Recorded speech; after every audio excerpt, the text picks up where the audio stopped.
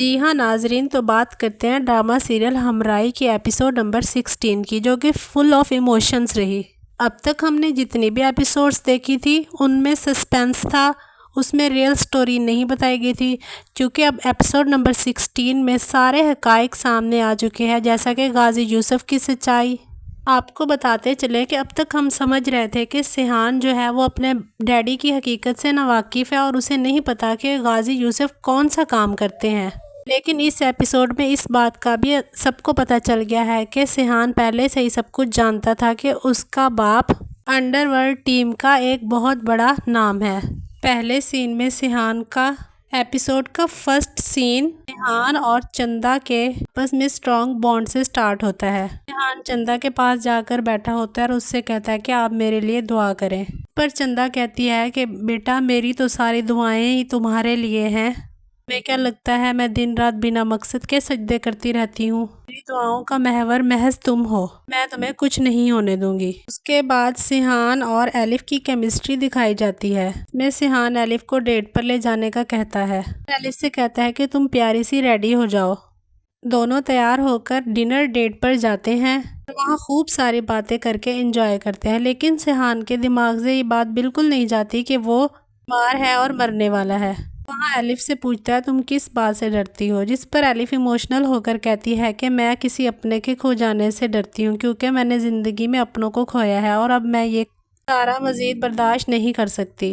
اس کے بعد آپ کو دکھایا گیا کہ سیحان کی طبیعت اچانک سے خراب ہونے لگ جاتی ہے اور اس کو ٹھنڈ محسوس ہوتی ہے، جس پر ایلف آ کر اس کو پوچھتی ہے کیا ہوا، ہماری طبیعت تو ٹھیک ہے، لیکن سیحان کیونکہ چھوٹی چھوٹی باتوں پر چڑچڑا پن کا مظاہرہ کر رہا ہے، ایلف کو غصے سے جواب دیتا ہے کہ بار بار یہ جتانا ضروری ہے کہ میں بیمار ہوں اور مرنے والا ہوں۔ پھر اس کو احساس ہو جاتا ہے کہ مجھے ایسے نہیں کہنا چاہیے تھا، اور پھر وہ ایلف سے معافی مانگتا اور کہتا ہے یار میں کیا کروں، میرے دماغ سے یہ بیماری والی بات نکل ہی نہیں رہی، میں کسی اور چیز کے بارے میں جتنا بھی سوچنے کی کوشش کرتا ہوں میرا دماغ وہیں پہ اٹکا رہتا ہے۔ اس کے بعد دکھایا گیا کہ غازی یوسف کی سچائی ایلف کو پتہ چل جاتی ہے۔ غازی یوسف جب کال پر کسی سے بات کر رہے ہوتے ہیں تو پیچھے سے ایلف سن لیتی ہے، غازی یوسف کہہ رہا ہوتا ہے کہ kill him، پر ایلف حیران ہو جاتی ہے اور کہتی ہے بابا اگر برا نہ مانے تو میں آپ سے کچھ پوچھنا چاہتی ہوں۔ غازی یوسف سمجھ جاتا ہے کہ اس کو میری حقیقت کا پتہ چل گیا، اس لیے وہ ایلف کو اپنے پاس بٹھا کر ساری بات سچ سچ بتا دیتا ہے اور کہتا ہے کہ یہ سسٹم ایک دلدل کی طرح ہے اور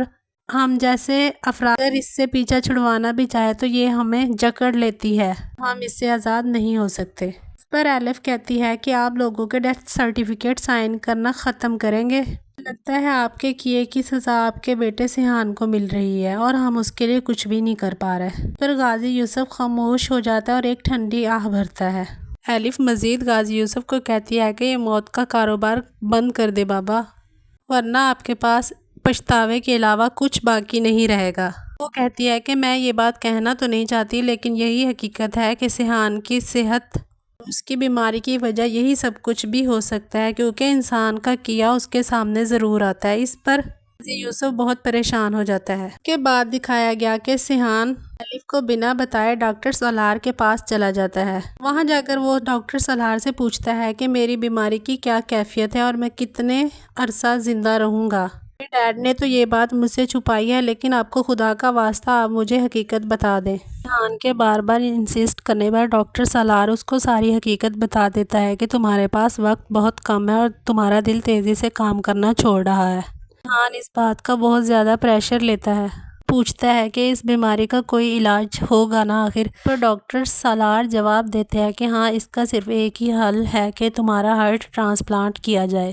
مزید تسلی دیتے ہوئے کہتے ہیں کہ تم پریشان نہیں ہو، میں بھی کوشش کر رہا ہوں، ایلف بھی، غازی یوسف بھی، وہ کہیں نہ کہیں سے تمہارے لیے ڈونر ڈھونڈ لیں گے۔ یہ ساری باتیں سننے کے بعد سیحان بہت زیادہ افسردہ ہو جاتا ہے اور وہ ہاسپٹل سے جب ڈاکٹر سالار کے کمرے سے باہر نکلتا ہے تو کوریڈور میں اچانک سے اس کی طبیعت خراب ہونے لگتی ہے، وہ لڑکھڑا کر گر جاتا ہے۔ دوسری جانب ایلف غازی یوسف کو بتاتی ہے کہ سیحان بنا بتائے گھر سے چلا گیا ہے۔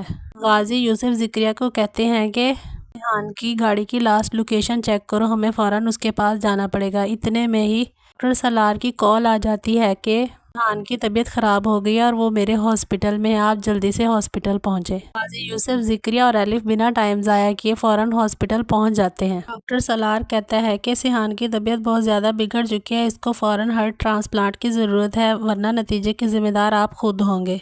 वो एलिफ को कहता है कि तुम्हें सिहान की तबीयत का बहुत ज़्यादा ख्याल रखना होगा। उसके बाद एलिफ उस कमरे में जाती है जहाँ पर सिहान को एडमिट किया गया है। सिहान को जैसे ही होश आता है वो एलिफ से इमोशनल होकर कहता है, मैंने ख्वाब में अपनी अम्मी को देखा और वो मुझे लेने आई है, मेरे पास वक्त बहुत कम है। इस पर एलिफ रोने लगती है और कहती है, तुम्हें कुछ नहीं होगा, मैं तुम्हें कुछ नहीं होने दूंगी।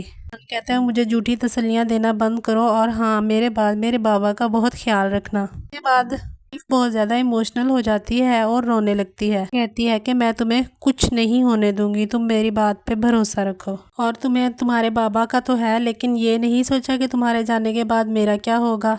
इस पर सिहान जवाब देता है, तुम्हारा सोच सोच के ही तो मैं खत्म होता जा रहा हूँ। मैंने अपने साथ साथ तुम्हारी ज़िंदगी भी ख़राब कर ली अनजाने में तुमसे शादी करके। अगर मुझे पता होता कि मैं इतनी बड़ी डिजीज़ में मुब्तला हूँ तो मैं कभी भी तुमसे शादी ना करता और तुम्हारी ज़िंदगी ख़राब ना करता। पर एलिफ कहती है, खुदारा मायूसी वाली बातें करना बंद करो, ऐसा कुछ नहीं होगा, तुम जिंदा रहोगे, हमेशा मेरे साथ रहोगे। ये सब कहने के बाद एलिफ वहाँ से चली जाती है और गाजी यूसुफ कमरे में दाखिल होते हैं। गाजी यूसुफ को देखते ही सिहान बहुत ज़्यादा इमोशनल हो जाता है और कहता है, बाबा मैं आपको मना करता था ना कि ये काम छोड़ दें, देख लिया ना।